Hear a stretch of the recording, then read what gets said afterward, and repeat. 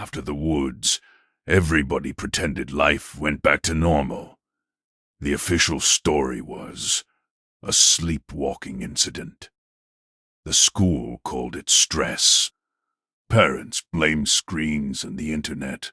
But you don't forget 4 kids standing barefoot in the snow, smiling at the trees. You don't forget a man who looks straight at you and tries to pull a smile out of your face like a splinter. I told myself I'd dreamed the blue in my own eyes. Just fatigue, just fear. But dread doesn't shout. It sits. It waits. The first thing that changed was the sound in my apartment. It started as a faint ringing, like old TV static in the next room. I'd turn everything off. Lights, fan, phone, and it would still be there. A low, distant hum. Not loud enough to complain about, too quiet to record. Just present. At night, it grew stronger. Sometimes I'd wake up certain someone was standing by my bed. I'd stare into the dark, seeing nothing, but feeling my jaw tighten like it was getting ready to smile. The hum always stopped the second I switched on a light. Then I'd lie there, listening to my own heart, trying not to think about Boo. At school, the kids were fine. Too fine. Liam went back to talking nonstop. Emma laughed with her friends. Jaden argued about video games. Mia drew horses and houses like every other second grader. No glowing eyes. No late-night reports. No more meetings. Everyone called it a miracle, or therapy working fast, or God doing his thing. But sometimes, during aftercare, I'd catch all 4 of them go quiet at the same time. Their faces would soften, like they were listening to something inside their heads. Their eyes didn't glow, but their pupils felt too round, too dark. Then one of them would giggle, and the moment would pass, leaving that heavy, invisible weight in the room again. Like the air knew something I didn't. One night, I couldn't sleep, so I opened the video I'd taken at the woods. Most of it was a blur of boots and yelling, but I paused on a frame where the children stood in their perfect line, zoomed in. Their eyes weren't glowing on camera. They were just dark shapes like anyone else's. I almost felt relieved until the screen flickered. For a single frame, less than a blink, their eyes flashed bright blue. Another frame, a tall silhouette in the trees behind them, head tilted, eyes like twin holes punched through paper. Then it was gone. I scrubbed back and forth. The extra frames only appeared when I played it, never when I paused. Like he didn't want to be looked at, only watched. A week later, I caught Mia alone at lunch. The cafeteria was loud, but she sat at the end of a table, hands folded, staring at her untouched food. I sat down across from her. "How are you feeling, Mia?" She shrugged. "He says we're better." My throat went dry. Whew. She gave me a look like I was the slowest adult alive. The man from the trees. I lowered my voice. "Do you still see him? Not see?" She frowned. Thinking, feel. "He doesn't like when we talk about him. He gets closer when we do." I asked, "Are there rules?" She hesitated, then whispered, "Don't look too long. Don't talk too much. Don't try to leave." "Leave what?" I asked. She opened her mouth, then flinched like someone shouted in her ear. Her nose started to bleed. Blood dripped onto her tray, bright against the plastic. Kids nearby went quiet, then shouted for help. By the time the nurse rushed in, the bleeding had already slowed. "It happens," the nurse said. "Dry air, stress, growing bodies." She smiled like she was trying to convince herself. Mia looked at me over the tissue pressed to her nose. Her eyes weren't glowing, but they were wide and glossy, reflecting more light than they should. "He's mad," she mouthed. That night, the hum in my apartment was louder. It came through the walls, the floor, the ceiling, like the building itself was exhaling. I tried to drown it out with music. Every song glitched, dropping into a low, garbled tone that sounded too close to humming along. The next week, it wasn't just the four of them. During recess, I noticed two other kids standing at the fence, staring out toward the distant bus stop. Not playing, not talking, just watching. Later, in aftercare, one of the younger boys, Noah, came to ask for more paper. "Art project?" I asked. He grinned.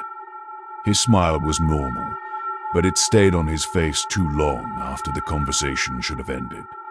As he turned away, I saw the drawing he already held. A tall, thin shadow. 4 small shadows at its feet, all of them smiling.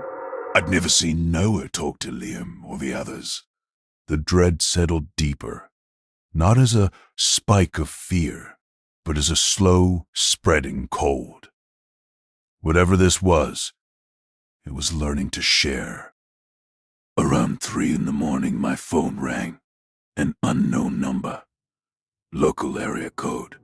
I answered with a cracked voice. "Hello?" Static. Then a woman I recognized. Emma's mom. Her words tumbled out. "She's awake, but she's not awake. Her eyes are open and she's humming." In the background I heard it, that same low, tuneless sound I'd heard in my apartment. "Put me on speaker," I said. There was fumbling. "Emma?" I asked. "Can you hear me?" The humming stopped. A tiny voice came through, calm and wrong.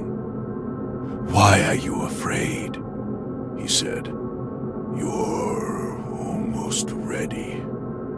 My heart thudded. Ready for what? Silence. Then, a different tone in that same little voice. "You shouldn't ask questions in his zone." The call cut off. The hum in my apartment didn't stop. The next day, I packed a bag. I told the principal I was sick and needed a few days.